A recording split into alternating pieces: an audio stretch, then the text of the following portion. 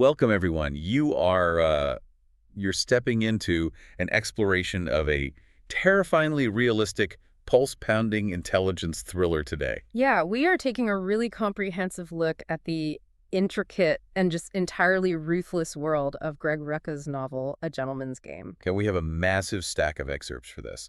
Notes, operational breakdowns, the works. It is a lot to get through. It is. The mission for this deep dive is to deconstruct the anatomy of modern counterterrorism and really map out the unsettling psychological process of radicalization. And examine the devastating personal toll of state-sanctioned espionage, exactly as it's depicted in the book. Right, because this book, it is a dense, unflinching look at a geopolitical landscape that most people honestly just prefer to ignore. Oh, absolutely. The narrative refuses to shy away from the horrific realities of asymmetric warfare. And the bureaucratic infighting. The infighting is huge. It actively compromises national security in the story, plus the profound psychological sacrifices demanded of the operatives on the ground. So today, we are dissecting a fictional but devastatingly effective attack on the London Underground. We'll also get into the bitter internal warfare within British intelligence. Specifically focusing on a highly classified, deniable assassination unit known as the Minders. Right, and a sprawling web of extremists stretching from the West Bank all the way to the palaces of Saudi Arabia. But before we get into the operational timeline, we need to set the table here. Yeah, we need to be incredibly clear with you about the parameters of our discussion today. Exactly. So, listen, the source text we are analyzing contains some highly charged political, geopolitical, and religious themes. The narrative dives really deeply into the theology of Wahhabism. It covers the historical and ongoing violence of the Israeli-Palestinian conflict, And the cynical nature of Western alliances with oil-producing nations. along with extreme fundamentalist ideologies. So we want to emphasize unequivocally to you right now, we are strictly analyzing the fictional world here. Just the character motivations and the specific perspectives presented within this source material. Right. We are not endorsing any political or religious viewpoints. Nor are we taking sides on these incredibly complex, real-world issues. Our sole objective today is to impartially unpack the narrative architecture and the systemic critiques exactly as the author has laid them out. Precisely. We are treating this text as a piece of intricately researched, heavily detailed procedural fiction.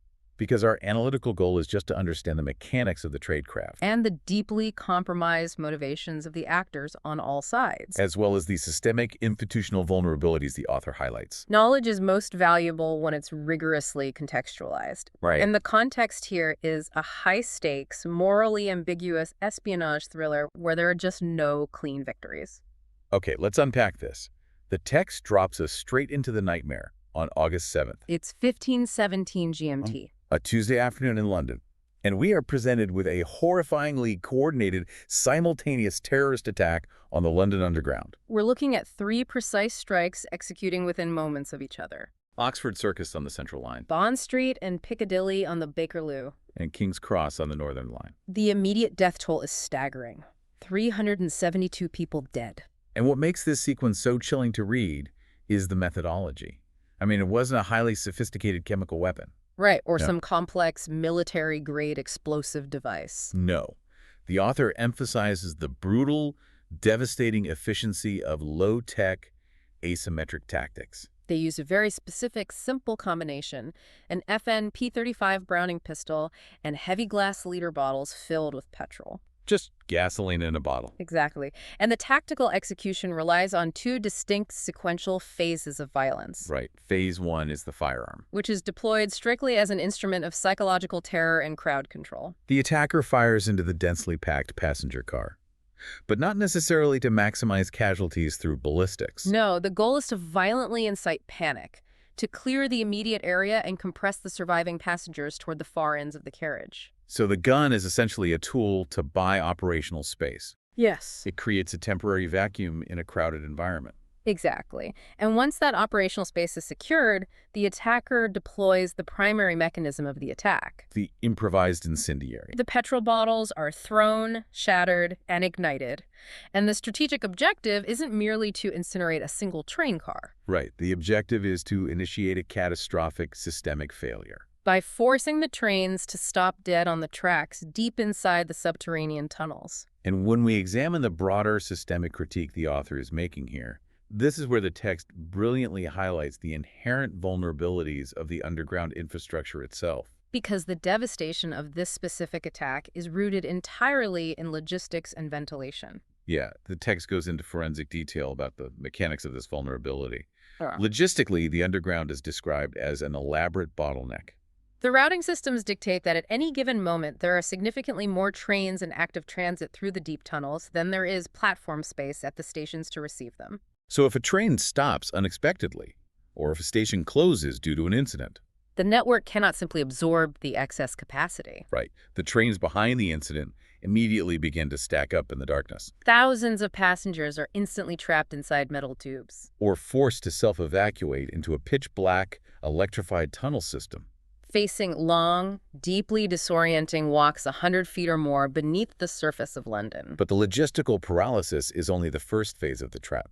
The second, and exponentially more lethal vulnerability, is the air circulation. The London Underground lacks a comprehensive mechanical means to circulate fresh air through its deepest lines. There is no massive centralized HVAC system driving oxygen down into the network. Instead, the system relies almost entirely on the physical movement of the trains themselves. The trains act as giant pneumatic pistons. Right, as they propel forward through the tight-fitting tunnels, they physically push the dead, stale air out ahead of them, Through the ventilation shafts and station exits, while simultaneously pulling fresh air down from the surface in their wake. which means the ventilation system is inextricably linked to the transit schedule. Exactly. So when 3 trains are set on fire simultaneously on the network's busiest arteries, the entire system convulses to an emergency halt. The pistons stop moving. The air stops circulating. It creates an instant, localized asphyxiation zone. The fires aggressively consume the rapidly depleting oxygen within the confined space of the tunnels. But the true lethality comes from the materials burning. The train seats, the heavy electrical wiring, the specific plastics used in the carriage construction, The text notes that these materials create an absolute orgy of toxic combustion. generating thick, roiling clouds of dense black, highly poisonous smoke. Without the trains moving to clear it, the tunnels instantly become a subterranean death trap. The text makes it explicitly clear that the vast majority of the 372 fatalities were not caused by the initial gunfire. Or even the direct flames. They were the result of toxic asphyxiation in the stagnant smoke, or massive blunt force trauma from being trampled in the blind, suffocating panic to escape. Which was particularly devastating at King's Cross. A station, the text sharply notes, already carried the grim historical weight of a catastrophic, fatal fire in 1987. The procedural detachment of the text in describing this makes it all the more unsettling. It really does. And the narrative introduces this deeply cynical, tragic irony that perfectly encapsulates the author's critique of institutional bureaucracy. In the immediate aftermath, investigative journalists uncover a suppressed Home Office report. And this wasn't a vague warning. This document had explicitly modeled and warned about these exact, precise infrastructural vulnerabilities. It definitively concluded that the underground was highly susceptible to a coordinated attack directed against those traits unique to the system. This specific subplot serves as a brilliant exploration of the banality of systemic failure. The text doesn't present a cartoonish villain burying the report. It presents a senior civil servant making a cold, bureaucratic calculus. Right, the report was killed because of the staggering financial costs associated with retrofitting the entire Victorian-era underground system. And a stated desire to avoid causing public discomfort and inconvenience by openly discussing the vulnerability. This official formally dismissed the likelihood of such a highly coordinated attack as highly speculative mass murder. It is a masterful depiction of how institutional denial, driven by budget preservation and a deeply ingrained desire to maintain the political status quo, actively paves the way for catastrophe. The failure of imagination within the intelligence and security apparatus becomes a fatal systemic flaw. It does. The author then sharply pivots from that macro-level bureaucratic failure to the micro-level psychological reality of the attack. Putting us directly inside the deteriorating mind of one of the perpetrators just minutes before the strike. Right, we follow a young Pakistani operative as he approaches the Marble Arch station. He is carrying the heavy backpack containing the petrol and the Browning pistol. As he descends into the station, the text details a sudden, crippling wave of panic that washes over him. He is physically unmanned by the sensory overload. The noise of the crowds, the specific metallic smell of the tube. The crushing reality of the mass murder he is about to commit. He leans against the tiled wall, practically dry heaving, and experiences a profound crisis of faith. He begins to frantically wonder if this physical illness is a sign from God that he is meant to fail. That this operation is fundamentally wrong. It is a vital moment of characterization that strips away the myth of the unfeeling robotic zealot. At that moment, he is profoundly vulnerable. He is just a terrified young man, entirely out of his depth. But the narrative masterfully demonstrates exactly how radicalization functions to weaponize that exact hesitation. And override basic human empathy with rigid dogmatic ideology. The trigger for his psychological reset is incredibly mundane. Right at his moment of supreme doubt, a group of ordinary teenagers pushes through the turnstiles. The text focuses his attention on one specific girl, a young, beautiful teenager, whom the attacker immediately identifies as likely being of Pakistani descent. She is laughing loudly, actively flirting with a white London boy. As they move, the boy playfully lifts her up. Her skirt rides up slightly, her shirt pulls tight across her midriff. It is the most common, harmless teenage interaction imaginable. Yet the attacker's reaction to this mundane sight is a masterclass in illustrating profound cognitive distortion. Where a non-radicalized observer sees adolescence being adolescence, his conditioned mind perceives profound corruption. Deep indulgence and existential hedonism. He views her personal liberation not as freedom, but as a deliberate perversion, a systemic degradation orchestrated by a decadent Western society meant to humiliate his culture. The text heavily implies a layer of personal trauma here, He superimposes his own psychological baggage onto her. internalizing the thought that she could have been a proper girl, protected and honored. Or that she could have been his own sister, a sister the narrative suggests was violently lost to him. That specific visual completely cures his physical nausea. It entirely replaces his paralyzing fear with a twisted, incredibly focused, self-righteous anger. His resolve is hardened not by some deep spiritual revelation or divine clarity, But by an intense, puritanical, deeply misogynistic rage directed at a teenage girl wearing a skirt. he deliberately follows that specific group onto the train with the express intention of punishing them.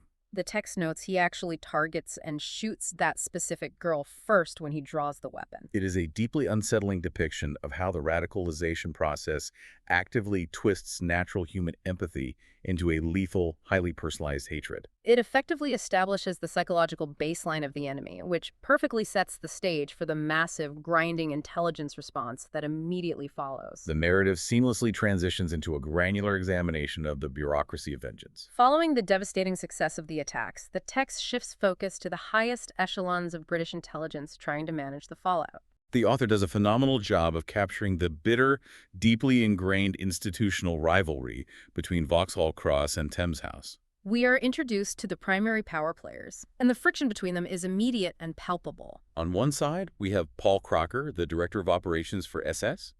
The Secret Intelligence Service, operating foreign intelligence. Forced to share the operational sandbox is David Kinney, who runs counter-terror operations for MI5. Commonly referred to in the text as BOX, which handles domestic security and counter-espionage. The structural tension the author highlights here is inherent to the bifurcated nature of the British intelligence system. They possess fundamentally competing operational doctrines, SS is mandated to operate globally in the shadows, aiming to proactively identify, disrupt, or neutralize threats long before they reach sovereign shores. They deal in gray areas, deniability, and often lethal force. BOX, conversely, operates domestically. They are dealing with threats once they are already inside the house. Which means they are bound by domestic law, strict rules of evidence. And the ultimate goal of securing a public prosecution in a court of law. Crocker is presented as a hardened pragmatist, a former field operator who despises the bureaucratic machinery. He is surrounded by political climbers in the SIS headquarters at Vauxhall Cross.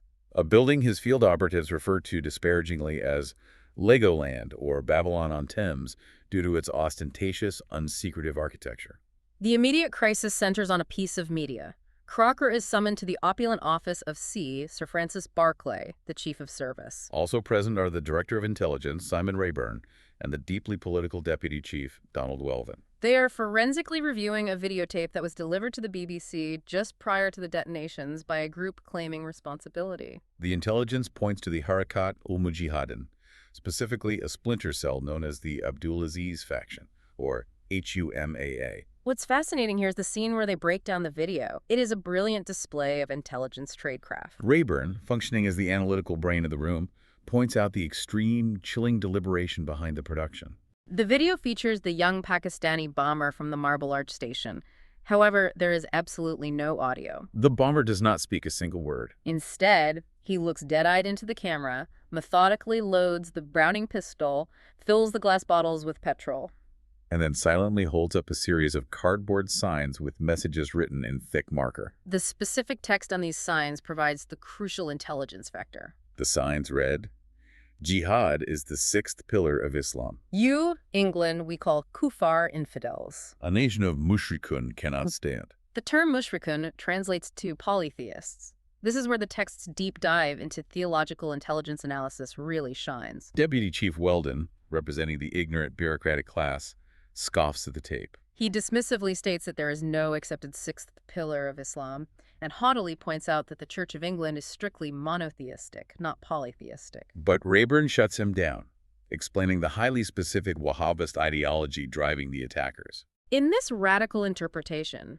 the Western adherence to capitalism, the pursuit of material wealth, and the elevation of secular law over religious doctrine are fundamentally framed as a form of modern polytheism. The West's vast economic machinery is viewed not just as a political rival, but as a direct theological affront to true monotheism.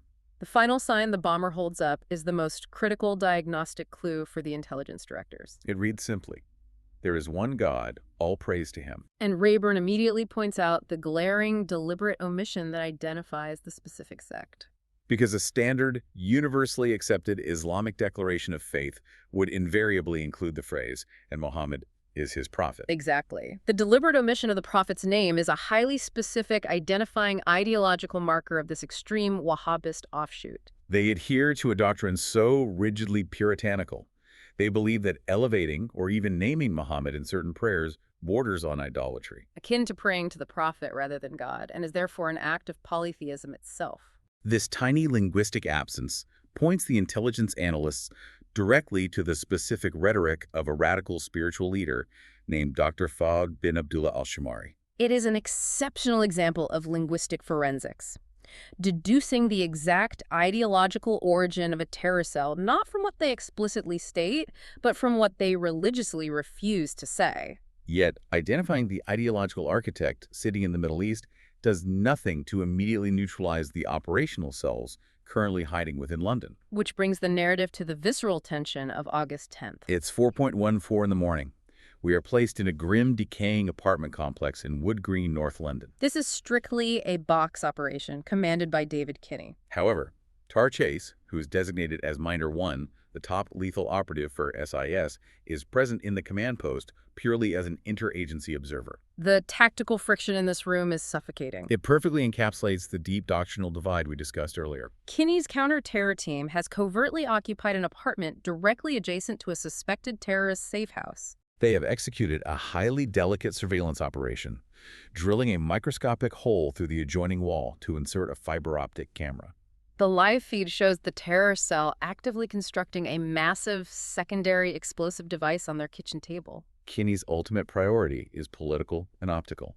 He desperately wants a clean public relations victory. He needs to capture these terrorists alive, parade them in front of the cameras, and prove to a terrified British public that the security services are still highly competent. Because of this, he absolutely refuses to quietly evacuate the civilian residents of the apartment building, arguing that any unusual movement might spook the targets and blow the clean arrest. Tara Chace observes this from a completely different paradigm. She is an SIS lethal operator. She looks at the high explosive components on the table, calculates the blast radius involving the sleeping civilians in the building, and sees an entirely unacceptable operational risk. The tension snaps when 3 members of the terror cell return to the safe house. One of the men sits down at a laptop to begin uploading reconnaissance photographs of potential secondary targets. And then suddenly his hands freeze over the keyboard. He stops typing. He turns his head. He just listens. If we analyze this through the lens of deep situational awareness, the text shows how Tara instantly processes the subtle shift in the room's dynamic. She realizes the terrorist isn't reacting to a noise made by the heavily armed strike team next door. The surveillance teams are completely silent. He is reacting to the profound absence of a very specific noise. The text establishes that an infant lives in the apartment the box strike team has commandeered, a baby that, presumably, routinely cries in the middle of the night. Tara deduces in a fraction of a second that the terrorist, who has lived next to this infant for weeks, knows they are compromised entirely because of what he doesn't hear. The silence is the tell. It is a phenomenal piece of tradecraft writing. Tara instantly bypasses Kinney's authority and starts screaming at the tactical team leader to initiate the breach immediately. Kinney completely loses his composure. He tries to have her physically restrained and removed from the command post. Furious that she is disrupting his control operation. But Tara violently insists the target is on to them. The tactical team leader on the ground trusts the SIS operators read of the situation and blows the adjoining wall with a specialized breaching charge. Total chaos erupts in an enclosed space. Choking plaster dust, blind automatic gunfire, the concussive shock of flashbangs. Tara steps calmly through the blasted opening into the safe house with her Browning pistol drawn, transitioning instantly from observer to combatant. When the smoke finally clears, the pristine arrest operation is ruined. There are several dead terrorists and one grievously wounded suspect bleeding out on the floor. The aftermath is a brutal confrontation of ideologies. Kinney is absolutely apoplectic. He screams at Tara amidst the bodies, calling her an evil piece of work. He accuses her of deliberately forcing a lethal confrontation because she lacks the discipline for domestic law enforcement, Intentionally ruining his opportunity for the live captives the political establishment demanded. And Tara's response to Kinney is completely devoid of emotion. She meticulously decocks her weapon, holsters it, looks at the carnage, and states, "No, they're evil, Mr. Kinney. Me, I'm one of the good guys." This exchange forces you to confront a deeply uncomfortable philosophical question that permeates the entire narrative. What exactly constitutes being one of the good guys in the realm of modern, asymmetric intelligence warfare? The morality presented here is entirely gray. Tara fundamentally believes she is acting with moral clarity to prevent a massive explosive device from detonating in a densely populated civilian building. To her, this objective entirely justifies her actions, even if those actions result in what amounts to summary, extrajudicial executions during a chaotic raid. Kinney, conversely, views her as a reckless, violent liability who actively sabotages the domestic legal framework. And ruins the public relations narrative necessary to maintain order.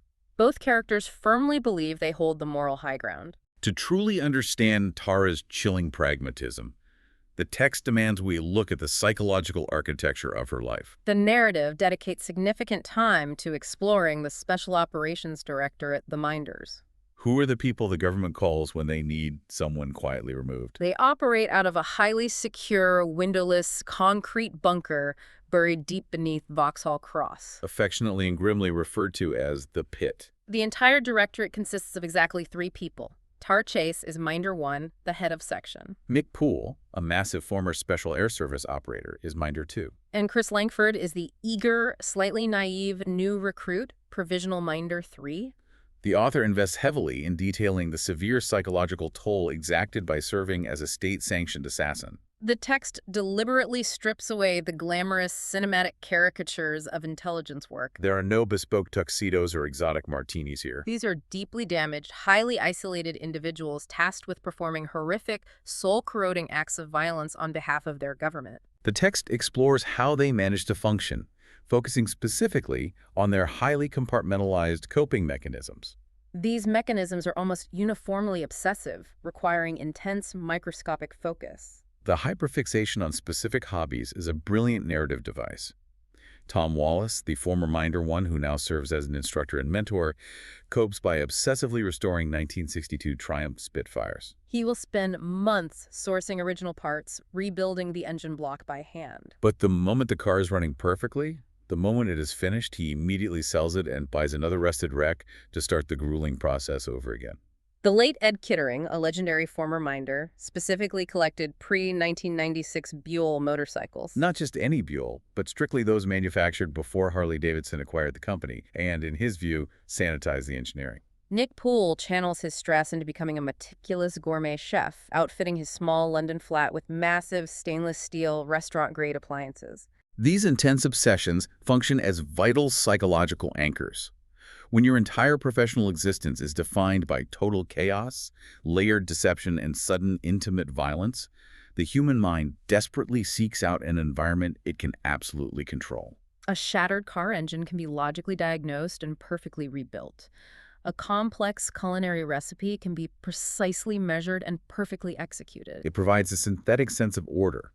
But Tara Chace's mechanism is significantly different and much darker. The text reveals she initially attempted to manage the trauma through highly self-destructive behavior. Severe alcohol abuse, picking up strangers for empty, casual sex, arriving at vital intelligence briefings visibly hungover. The agency's staff psychiatrist formally warned her that she was subconsciously punishing herself for perceived sins she hadn't actually committed. Her response to the psychiatrist is one of the most revealing lines in the text. She looks at it and asks me, "I still punish myself for the ones that I have." It's a crushing admission of guilt. It completely exposes the core of her ongoing trauma. Eventually, she transitions to a different coping mechanism: abstract, full-body canvas painting. She doesn't paint landscapes or portraits. She lays massive canvases on the floor of her apartment, opens industrial pails of paint, and physically throws, smears, and aggressively works the paint into the canvas with her bare hands and body.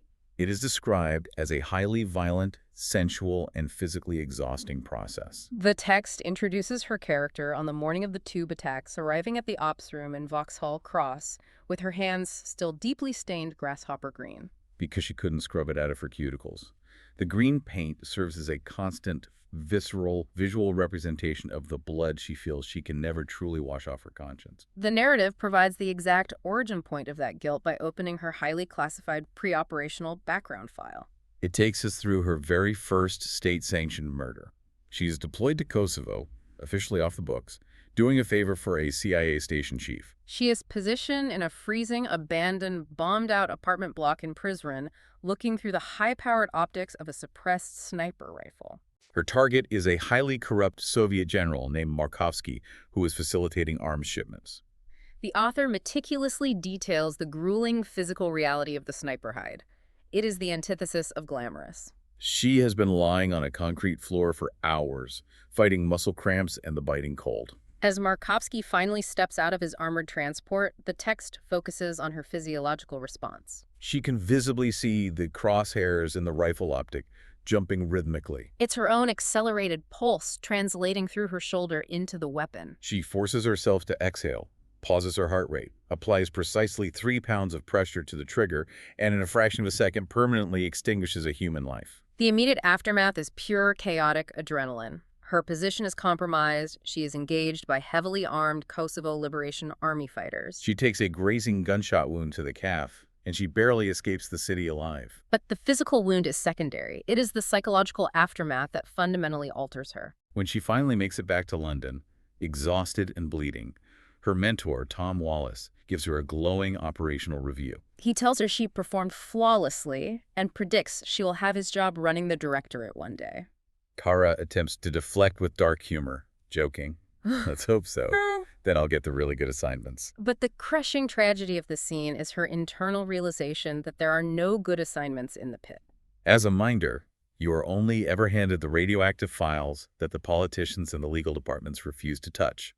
You are exclusively given the assassinations. And she is forced to realize that regardless of how elegantly the government legal team rationalizes the geopolitical necessity of the strike, the irreducible fact remains.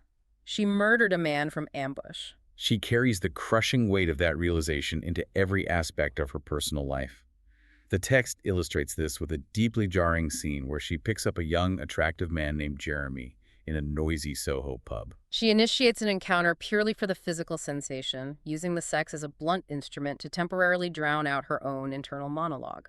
When her operational pager goes off mid-encounter, she instantly detaches, gets dressed, and leaves without a second thought, treating him with the same cold utility the agency treats her. She is entirely emotionally suppressed. The text also reveals she had a highly complicated, grief-stricken affair with Ed Kittering before his sudden death from an aneurysm. But in a moment of brutal self-reflection, she acknowledges she only engaged with Kittering as a proxy because she harbored deep, unrequited feelings for Tom Rawless. She's terrified of genuine emotional vulnerability because in the world of a minder, a personal connection is an exploitable operational liability. The text draws a fascinating, highly disturbing parallel here. Tara Chace is required to systematically suppress her own humanity and empathy in order to function effectively as a lethal weapon for the British state. But on the opposite side of the geopolitical divide, the enemy is undergoing an incredibly similar, albeit ideologically driven, process of dehumanization. The narrative shifts focus entirely, offering a profound, granular look into the anatomy of a radical. We are given the pre-operational background of the enemy. And it is a masterclass in detailing the psychological pipeline of radicalization. The author is careful not to introduce the antagonist as a fully formed, one-dimensional monster. We begin with a deeply lost, profoundly alienated, young British-born man named William Leacock. He is searching for an identity, converts to Islam, takes the name Shunil bin Muhammad, and travels to Cairo ostensibly to study theology. What he is actually desperate for is a sense of belonging, structure, and righteous purpose. He actively attempts to join the Egyptian Islamic Jihad. He practically begs to be led into the militant network. But the leadership looks at him and flatly rejects him. They tell him he is a Westerner, he's not Egyptian, their specific political struggle is not his fight, and they instruct him to go back to his books. He is, at this stage, literally a wannabe extremist, aggressively looking for a war to fight in. This is where the grim reality of global geopolitics intersects with personal vulnerability. A deeply conservative, incredibly wealthy Saudi royal, Prince Salih, sponsors a large group of foreign theological students for the Hajj. The mandatory holy pilgrimage to Mecca. Shunil is selected for this fully funded trip. On the surface, it appears to be a generous, charitable act of piety by a wealthy royal. In operational reality, it is a highly curated, target-rich recruiting ground for extremist facilitators. During the intense, physically exhausting rituals of the trip, a hard-eyed veteran operational facilitator named Abdul Aziz identifies Shunil's deep-seated anger and isolates him from the rest of the student group. Aziz begins the indoctrination process by playing him a highly illegal, heavily smuggled cassette tape of the radical cleric, Dr. Fahd bin Abdullah al-Shamari. This is the exact same Dr. Fahd whose specific theological rhetoric inspired the devastating two bombings we discussed earlier. The text allows us to hear the contents of the tape. We get the exact manipulative rhetoric. Fahd preaches the highly controversial doctrine that jihad is the unrecognized sixth pillar of Islam, elevating militant struggle to a mandatory core tenet of the faith. He speaks directly to the disenfranchised youth, telling them to locate the dormant ember of anger in their soul and use their breath to give life to a consuming flame of hatred against the West. Crucially, he frames the global conflict not as a complex series of political or territorial disputes, but as a binary, cosmic battle between pure divine justice and profound Western corruption and polytheism. He systematically strips away political nuance and explicitly urges holy bloodshed as the only viable path to spiritual purification. And the relentless psychological pressure works. The text details the exact moment Shunil's mind fundamentally breaks under the weight of the rhetoric and the intense sensory overload of the Hajj. It happens during the stoning of the Jamra, the ancient ritual where pilgrims throw pebbles at pillars representing Satan. As Shunil throws his stones in the crushing heat of the massive crowd, his psyche fractures. The text describes how he begins to violently superimpose modern, televised geopolitical grievances directly over the ancient symbolic ritual. With every stone he throws, he hallucinates coalition smart bombs detonating in Afghan villages. He sees Israeli artillery rockets leveling apartment blocks in Gaza. He envisions American Abrams tanks rolling through sovereign deserts. He comes to a moment of absolute psychotic clarity, realizing that the conceptual Satan of the modern world possesses nuclear weapons and vast mechanized armies, and concludes that Satan won't be stopped with a pebble. It is a profound, irreversible shift from a man seeking spiritual communion to a man embracing militant fanaticism. Abdul Aziz, watching closely, instantly recognizes this psychological break. He immediately extracts Shunil, fully isolates him from his former life and identity, and renames him Sinan bin al-Baari, which translates to the spearhead of God. The transformation from the lost William Leacock to the weaponized Sinan is complete. The author then provides two stark, contrasting, operational examples to demonstrate just how absolute and terrifying that transformation is. In the first example, Sinan is deployed on a terror operation in the West Bank, infiltrating an Israeli settlement called Mal Ephraim. He and his operational partner, Emil, breach a civilian Israeli home in the dead of night. In a sequence that is incredibly difficult to read, Sinan corners a 4-year-old child. He does not see a human being. He brutally, cold-bloodedly beats the child to death with the heavy wooden butt of his Kalashnikov rifle, actively visualizing the child through the lens of radicalized propaganda as an ape and a pig. The sheer mechanical brutality of it is horrifying. The author uses this horrific act to demonstrate that Sinan is now entirely devoid of fundamental human empathy. He has so fully internalized the dehumanizing rhetoric of his indoctrination that he can execute an infant without a tremor of hesitation. But the text pushes the point further, demonstrating that this cold, mechanical detachment extends even to his own allies. During their exfiltration from the settlement, the two operatives are pinned down by heavy fire from an Israeli armored personnel carrier. Emil is severely wounded. His leg is shredded and his arm is mangled by shrapnel from an incoming grenade. Emil drops his weapon, raises his remaining hand in surrender, and begs the approaching Israeli soldiers for medical help. What is Sinan's response to his bleeding partner? Sinan doesn't hesitate. He aims his Kalashnikov and shoots Emil himself. 2 controlled bursts, one to the pelvis to drop him, one to the center mass of the chest to kill him instantly. He essentially executes his own severely injured partner purely to protect the broader network from potential interrogation and to create a distraction ensuring his own escape. He has become an unfeeling operational machine. Here's where it gets really interesting. This perfectly sets up the second example, a scene designed to highlight the jarring, grotesque hypocrisy of the elite extremist network that controls assets like Sinan. Sometime later, Sinan is brought to a massive, sprawling mansion in the Wadi Sirhan region of Saudi Arabia. This is the private palace of Prince Salih, the very man who financed the fateful Hajj trip. Sinan, who lives an ascetic, hardened life of violent zealotry, is escorted down into the basement of this marble palace. The description of this basement is a massive tonal whiplash. It is essentially an opulent, multi-million-dollar frat house. The text describes plush, emerald green shag carpeting, custom-built purple felt pool tables accented with solid gold fittings, and an array of massive plasma televisions broadcasting Western sports via satellite. But the detail that truly repulses Sinan is the media scattered carelessly across the expensive rugs. Stacks of Western pop music CDs and piles of highly explicit Western pornographic magazines and DVDs. This scene is perhaps the most devastating systemic critique embedded in the entire novel.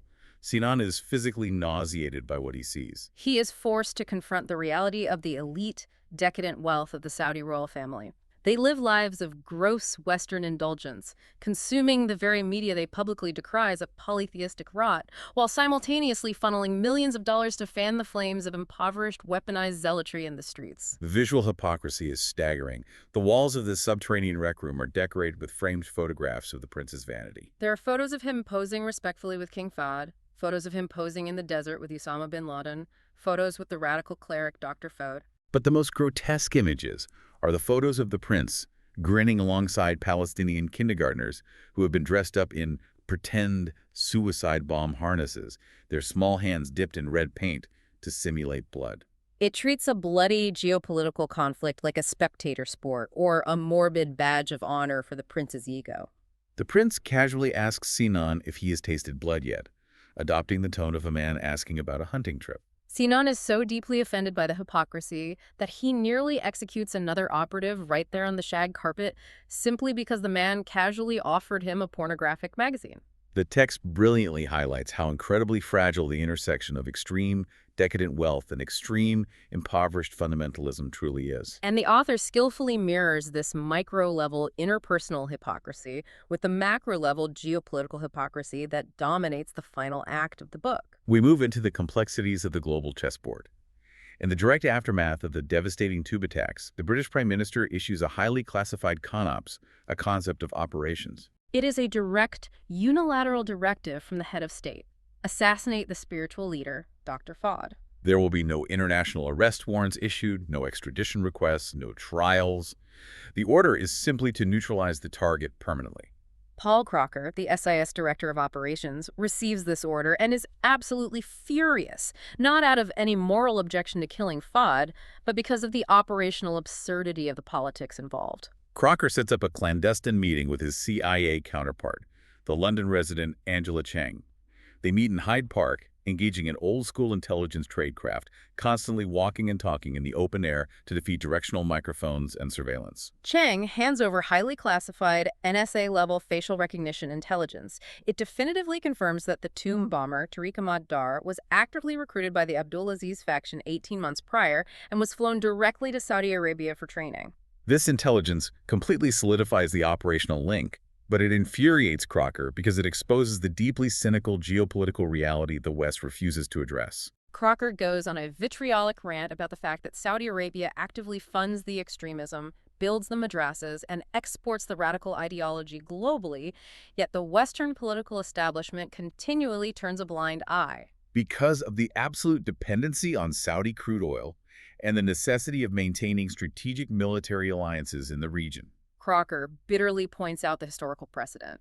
It took al-Qaeda cells actively detonating massive truck bombs inside foreign housing complexes in Riyadh before the Saudi government took any meaningful military action. And even then, Crocker notes, the Saudi internal security forces executed the suspects almost immediately upon capture, deliberately preventing any deep interrogations by Western intelligence that might have traced the funding networks back to the royal palaces. Armed with this intelligence, Crocker realizes the Prime Minister's order to assassinate Dr. Fahd inside Saudi Arabia is effectively a political suicide mission.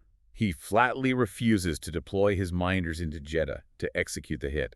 He physically stands up in Vauxhall Cross and confronts his deputy chief, Weldon. Crocker explains that the internal travel restrictions and pervasive security apparatus in Saudi Arabia are so overwhelmingly tight that a British operative might successfully make the kill, but they would absolutely never survive the egress. Crocker deliberately insubordinates the bureaucracy to protect the lives of Tara Chace, Nick Poole, and Chris Langford. He absolutely demands a viable, survivable extraction plan before he will authorize a minder to pull a trigger. It is a fascinating, rare moment within the text where a superior intelligence officer actively prioritizes the physical survival of his field operatives over the immediate, bloodthirsty, optics-driven demands of the political class. But the bureaucratic machine of Whitehall is relentless. It demands a dead target to appease a terrified public. And this intractable administrative pressure leads to the formation of an incredible, deeply cynical alliance forged entirely in the shadows. The narrative introduces the Mossad connection. We shift locations entirely to Tel Aviv, inside the heavily fortified headquarters, the Mitzada Division, the specialized assassination and deep cover unit of the Mossad, the Israeli intelligence service. The author introduces an operative named Noah Landau. Landau is one of the most compelling characters in the text, defined entirely by a profound, hollowed-out, numb grief. His psychological profile is devastating. He lost his father to combat in Lebanon when he was just 15 years old. Years later, he lost his wife and his 8-year-old son instantly to a massive terrorist car bomb outside a cafe in Tel Aviv. To survive this unimaginable trauma and continue functioning as an intelligence officer, Landau has engaged in a complete emotional severing. He tells himself that his emotional disconnect is absolute. He claims to feel absolutely nothing about the ongoing generational cycle of violence in the region. He relies entirely on a cold, intellectual, zero-tolerance policy of preemptive elimination. The plot accelerates when Landau's colleague, a highly abrasive, chain-smoking signals analyst named Viktor Borovsky, pulls Landau into a subterranean signals intercept lab. Borovsky has captured a fragmented audio transmission that briefly bounced off an NSA listening post. It is a direct, unsecured conversation between the radical cleric Dr. Fahd and a highly sought-after militant named Muriz El-Said. Muriz El-Said is considered a Tier 1, high-value target for the Israelis. He is a brilliant, ruthless tactician for the Egyptian Islamic Jihad, a man directly responsible for designing and executing massive, complex bombing operations across the region, including the specific cafe bombing that murdered Noah Landau's family. On the intercepted tape, Dr. Fahd is aggressively pressuring El-Said to commit his operational cells to a new, massive terror campaign. El-Said, ever the pragmatic tactician, flatly refuses to act on faith alone. He demands tangible proof of Fahd's backing before he commits his assets. Specifically, a $50,000 operational deposit transferred into a secure account. Fahd reluctantly agrees to the terms, and the two men arrange to meet in person to finalize the financial transaction and the operational alliance. And the crucial piece of intelligence is the location of the meeting. They agree to meet in Sana'a, the chaotic capital city of Yemen. But the intercepted transmission violently cuts out due to atmospheric interference. right before the men confirm the exact dates of their travel. Landau now possesses a highly volatile piece of the puzzle. He knows El-Sayed will be in Sana'a, and he knows Dr. Faude will be there, but he lacks the critical temporal window. This is where the complex, multi-layered game of international intelligence trading truly begins. Landau knows that if the Mossad officially requests the CIA's vast surveillance architecture to help pinpoint the travel dates, the Americans will immediately realize the Israelis are hunting El-Sayed. The CIA, pursuing their own complex regional agendas, would almost certainly intervene to prevent an Israeli assassination on Yemeni soil for fear of political blowback. But Landau is aware of the tube attacks. He knows the British intelligence apparatus is desperately hunting Dr. Faude. So, operating entirely outside of official diplomatic channels, Landau books a commercial flight to London, walks directly into Paul Crocker's highly secure office at Vauxhall Cross, and proposes a deadly, off-the-books transaction. The scene in Crocker's office is the culmination of the book's title. Landau sits down across from Paul Crocker and Tara Chace. He outlines the reality of the situation. He says, essentially, British intelligence possesses surveillance channels and regional assets in Saudi Arabia that Mossad does not. If SIS can utilize those assets to discover the exact dates Dr. Faude is traveling to Yemen, Mossad will deploy our own Metzada strike teams into Sana'a. We will gladly assassinate Dr. Faude for the British government if the British government allows us to simultaneously assassinate El-Sayed for our own purposes. It is a breathtakingly cynical, brilliant tactical maneuver. It completely bypasses the restrictive oversight of the CIA. It perfectly solves Crocker's impossible dilemma of sending Tara Chace into a suicidal trap in Saudi Arabia, and it grants Mossad the operational space to exact their vengeance on El-Sayed. It is the absolute ultimate expression of a gentleman's game. 3 intelligence officers sitting in a quiet, letter-bound office in London, horse-trading state-sanctioned assassinations over a cup of tea. It systematically reduces the grand concepts of international law, national sovereignty, judicial due process, and human life down to mere poker chips pushed across a polished wooden table. The messy, lethal reality of the mission is efficiently outsourced to a third party. As we pull back from this incredibly dense, high-stakes web of violence and deception, wrapping up our extensive deep dive into the world of a gentleman's game, the author's primary thesis becomes painfully, unavoidably clear. This text brutally and methodically dismantles the pervasive Hollywood myth of intelligence work. It aggressively strips away the romanticism. It proves that the reality of this world is not about glamorous gadgets, high-speed pursuits, or clear-cut, unambiguous heroism. Not in the slightest. The text argues that modern intelligence work is fundamentally about navigating a series of horrific, soul-crushing moral compromises. It is about surviving a suffocating environment of bureaucratic infighting, where the preservation of a political career or departmental budget almost always supersedes genuine public safety. And most profoundly, it is about the devastating, permanent personal cost exacted from the individuals deployed on the ground. Whether we are looking at Tara Chace, desperately trying to scrub the metaphorical blood off her hands with violent, abstract art, or Noah Landau operating as a hollowed-out, lethal shell of a man, driven entirely by the ghosts of his murdered family. It meticulously documents the profound, irreversible damage done to the human soul when a profession requires you to systematically dismantle your own humanity in the name of national security. Which leaves us with a final, chilling thought to consider, a concept that extends far beyond the final pages of the source text. Throughout this exhaustive narrative analysis, we have observed a terrifying symmetry. We have seen that modern governments and highly organized terrorist networks, despite possessing diametrically opposed ideologies and goals, share a deeply dark functional similarity. They both ultimately operate as massive, unfeeling, self-perpetuating bureaucracies. The mechanical detachment is identical. They both view human beings not as individuals with inherent value, but entirely as expendable, depreciating assets on a vast global chessboard. To the extremist leadership safely hidden in their palaces, the young men they radicalize are nothing more than biological delivery mechanisms for petrol, fire, and terror. To the elite intelligence chiefs sitting in their secure London offices, highly trained, dedicated operatives like Tara Chace are simply acceptable losses, pieces to be sacrificed if the maneuver secures a temporary political victory or appeases a frantic public. Whether you are a terrified commuter trapped on a burning tube train, a civilian Israeli family asleep in their home, A severely wounded terrorist operative pleading with his partner for medical help, or a profoundly damaged minder waiting for execution orders in the concrete bunker of the pit. The overarching machine views you as entirely expendable. Therefore, the narrative forces us to ask, when both sides of a global generational conflict treat human life merely as cheap currency used to purchase fleeting political leverage, is there truly any conceivable way to win a gentleman's game? Or does everyone eventually just bleed out in the dark? A deeply unsettling, profoundly heavy question to mull over as we conclude. Thank you so much for joining us on this incredibly intense, exhaustive deep dive into a brilliant piece of fiction. We hope this extensive breakdown provided you with some fascinating, challenging insights to explore further on your own time. Until our next deep dive, take care.